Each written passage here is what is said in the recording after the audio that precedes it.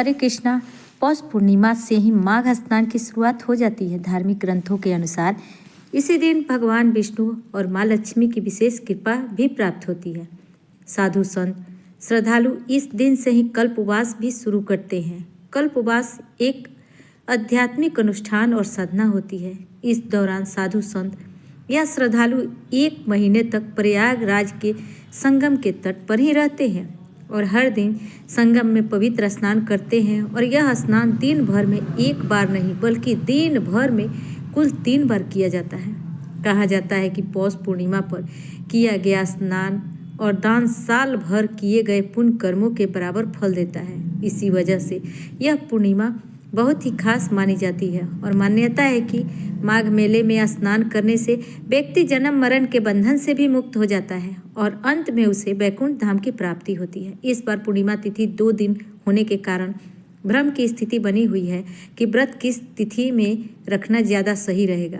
पूर्णिमा का स्नान दान और व्रत किस दिन किया जाएगा और माघ मास के नियमों का पालन किस दिन से शुरू करना चाहिए, तो आज के इस वीडियो में हम आपको बताएंगे पूर्णिमा की सही तिथि और शुभ मुहूर्त के बारे में।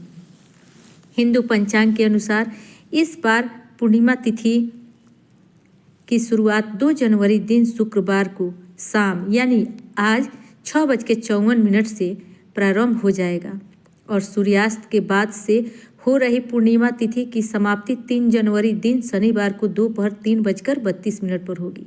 पूर्णिमा तिथि के दिन चंद्रमा अपनी 16 कलाओं से युक्त होते हैं, इसलिए चंद्रदेव की पूजा करके ही व्रत पूर्ण माना जाता है। लेकिन इस बार 2 जनवरी दिन शुक्रवार को सूर्यास्त के बाद तिथि लग रही है और बहुत ही कम समय के लिए इस दिन पूर्णिमा तिथि प्राप्त होगी। इसलिए पूर्णिमा का व्रत स्नान दान श्री सत्यनारायण भगवान की व्रत कथा व पूजा 3 जनवरी दिन शनिवार को ही करना उचित होगा। और इस दिन ब्रह्म मुहूर्त सुबह 5:36 से 6:24 तक रहेगा, जब आप सुबह स्नान और मंत्र जाप पूजा कर सकते हैं। इसके अलावा सूर्योदय होगा 7:12 पर, सूर्यास्त होगा शाम 5:49 पर। प्रातःकाल पूजा शुभ मुहूर्त समय रहेगा 5:33 से 7:14 तक।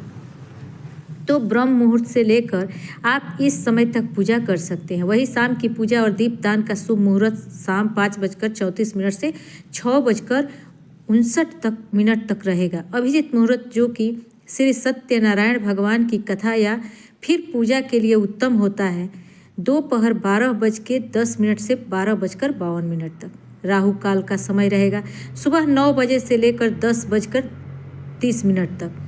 3 जनवरी शनिवार को चंद्र उदय होगा शाम 5:49 पर। भले ही पूर्णिमा तिथि इस दिन दोपहर 3:32 पर समाप्त हो चुकी होगी, फिर भी आप चंद्र देवता की पूजा इस समय कर सकते हैं। और जो लोग इस बात को न मानना चाहते हैं वे 2 जनवरी शुक्रवार को ही चाहे तो व्रत रख सकते हैं।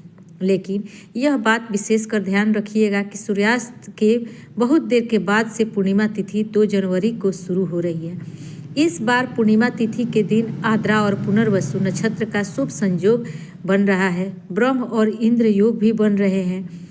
आद्रा नक्षत्र शाम 5:27 तक रहेगा, बाद में पुनर्वसु नक्षत्र प्रारंभ हो जाएगा।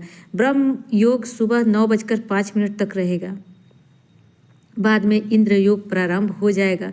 पूर्णिमा तिथि पर सुबह सवेरे पवित्र नदी में या संगम पर जल में स्नान करने के बाद पूजा और व्रत का संकल्प लें।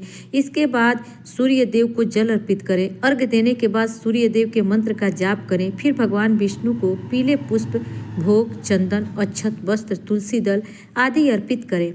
माँ लक्ष्मी जी का पूजन करें।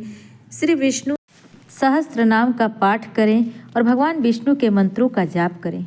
पूर्णिमा व्रत की कथा का श्रवण करें और या पाठ करें। सबसे अंत में कपूर जलाकर आरती उतारें और भगवान को पंचामृत और तुलसी दल का भोग लगाएं।